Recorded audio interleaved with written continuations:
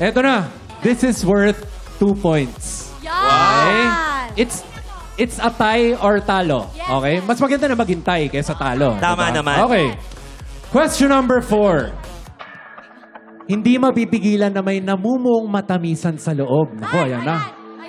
Gusto ito ng mga kaayos natin. Sino ang may tunay na naging ka-MU? Ka-MU. Anino, Nino? Anino, number 1. Ako, hindi ako yan. Kasi, natural naman na nagkaka-crush talaga sa loob ng bahay ni Kuya. At meron ako naging crush doon. Pero hindi kami naging mag-MU. Pero meron akong kilala na nag-aminan. Si Anino number 3. Ay, grabe si Anino number 3 talaga, no? Anino number 1? Anong first letter ng crush mo? Sa takdang panahon. Sa takdang panahon grabe daw. yun. Okay. Anino number 2. Ay, hindi ako yan. Sabi nga ng magulang ko, wag daw muna ako magka-crush. Trabaho muna. Pero, tanungin natin si Anino number 3. Feel ko alam niya. Tinuturo ka, Anino number 3. Ano man sabi mo? Well, actually, narinig niyo naman na, di ba?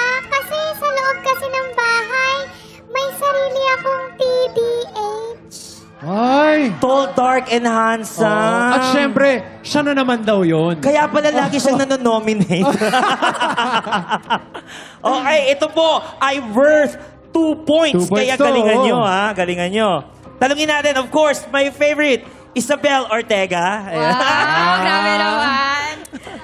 Ako, sa tingin ko, parang maliit na boses nila, di ba? Pero feeling ko si Anino number 1, lumiit pa yung boses lalo ng mga 5 decibels. Parang nagpa-girl lalo. Parang nagpa-girl lalo. Sobrang kinilig Naramdaman ko ng very slight. So feeling ko si Anino number 1. Ano ang sagot nyo, girls? 1! One ang sagot. Si Juan talaga. O paano ba yan? Nakuha na nila yung 1, boys. Hindi, ang tamang sagot talaga dyan si number 3. Number 3. Number 3. Bakit? Kasi nakuha nila yung 1 eh. Mag-1 tayo, 1. Okay, eto na nga. Anino 1, Anino 3. Okay. Okay. Ang tamang sagot ay walang iba kundi si Anino. 1! Okay, dahil dyan, eto na. Tiebreaker na Oh, Derek. meron. Ang gagaling kasi ng mga May itsesera tiebreaker. natin eh.